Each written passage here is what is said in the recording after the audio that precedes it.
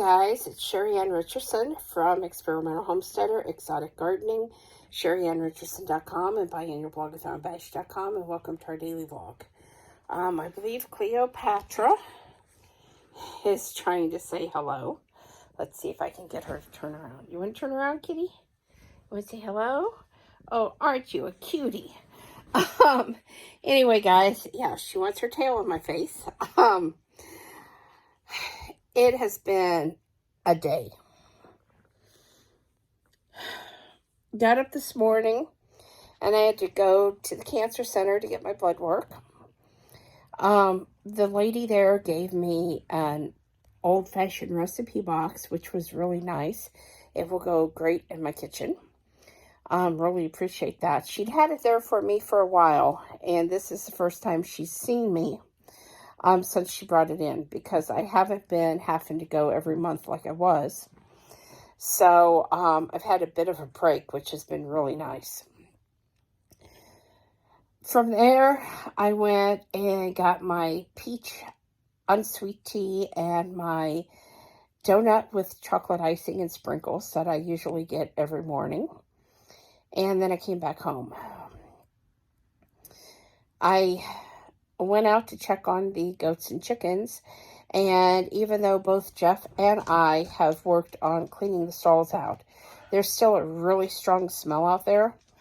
So we've definitely got to dig down a little bit deeper and try to get rid of that smell. I may have to put some lime out there. I've done the I forget what it's called. I've done the St. Gabriel's organic fly swatter, and I've also done the sweet PDF. That's what I was trying to think of. And that doesn't seem to be kicking the smell. I'm not sure if it's from just the fact that everything got so deep last year, or if Ferdinand is still the problem. Because he seems to be a little stinkier and staying in heat a little longer than what Leonardo did when we had him. So it may be the difference in the different breeds of goats. I'm not really sure. But I definitely have to find the source of the smell and eliminate that. So anyway, the critters were out today eating bugs and grass and doing their thing. They seem pretty happy and pretty ready to come back inside tonight, though. In the morning, I have to get up, and when I go to get my donut and drink, I have to head on down to Tractor Supply and pick up another bag of Purina Organic layer mix, because that's what the chickens eat. I had the organic goat feed delivered. I think it came yesterday. So, I ordered that online from New Country Organics, and then the Purina Organic layer mix I get at Tractor Supply. So I wish I could get the organic goat mix that I use locally here, but the place that used to get it for me is out of business, and the man actually passed away, I believe. So it has to come online, and shipping is almost as much as the bag of feed. Doesn't help to order an extra bag because it just seems to double the shipping cost.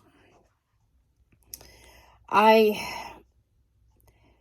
was really upset earlier today. I had a gorgeous red flower cart on wheels that I had bought off of someone, and we had scraped together pennies and nickels and dimes and quarters to get it. And I had repainted it last summer. Someone stole it. So besides my fruits and my vegetables and a lot of my plants getting dug up and late at night, I now have a real fancy antique metal garden cart that has been stolen. My daughter had her camera stolen out of her van this weekend. The theft seems to be really bad around here, and I'm more than a little disgusted. So we do have cameras, but I had not paid for the subscription. I'm going to be paying for that subscription tomorrow, because I feel like you know, whoever's doing this needs to be prosecuted. And since I'm not catching them to deal with it myself, I will be catching them on camera and I will be filing charges. We're just not going to put up with it. I'm fed up. I feel like if somebody really needed the food that bad, they need to come up to my door and knock and ask. And of course, I would share the fruits and vegetables I have. But to just steal them and take everything and leave nothing for us, I've had enough. My daughter's camera was a $3,000 camera that she had just got and had barely taken a handful of pictures of her kids. And they took that. And I think it is totally disgusting that somebody would do that to anyone for any reason. You know, if you're that bad off that you need food or you need something, so many people are willing to help if you just ask. And I'm just beyond disgusted. So, excuse me.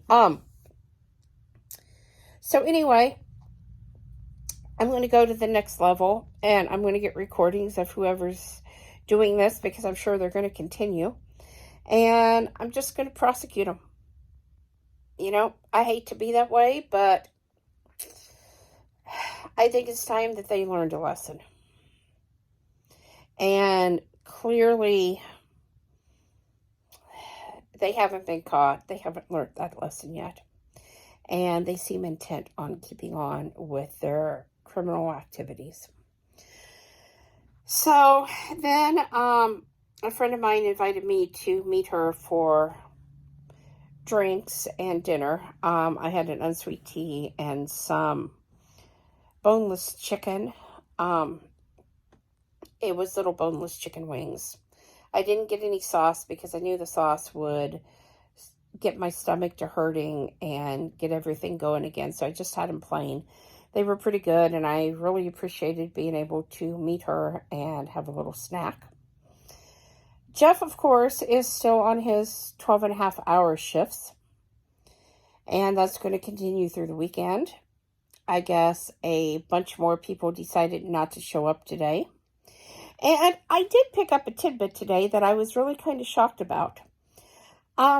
People with tattoos or piercings, actually, a lot of places won't employ them, which I didn't realize. I'm not really a fan of tattoos or piercings, either one. But I feel like if you're a good worker, it really shouldn't matter. To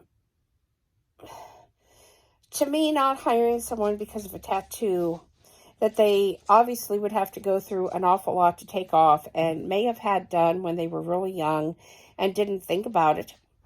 To not hire them because of that, that's like saying if you've been burnt in a fire and you have your face disfigured, that, you know, unless you have it fixed, we're not going to hire you. To me, same thing. I know it's not quite the same thing, but I just feel like that's discrimination. And I feel like it's not right.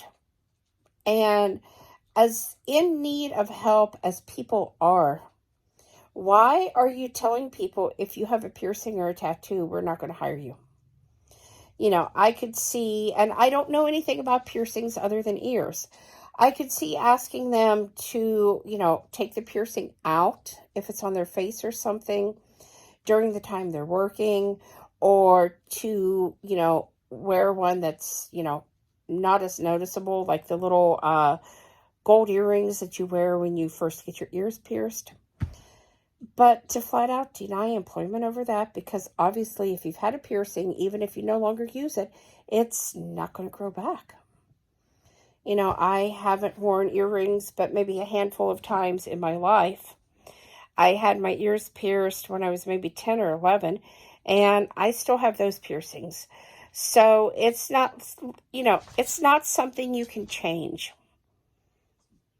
And, you know, like I said, I I just have my ears pierced. I wouldn't want any other piercings. I don't have any tattoos. But that was my choice. And other people make different choices. And there was a point that piercings were really, really popular and, you know, the hip thing to do. And a lot of people get these in high school or college, not thinking about how it's going to affect their future. So I feel like something needs to be done about that, because I do feel that's really, really unfair. So that's it for me today. Please subscribe, thumbs up, thumbs down, comments below. Thanks for watching, and have a great night.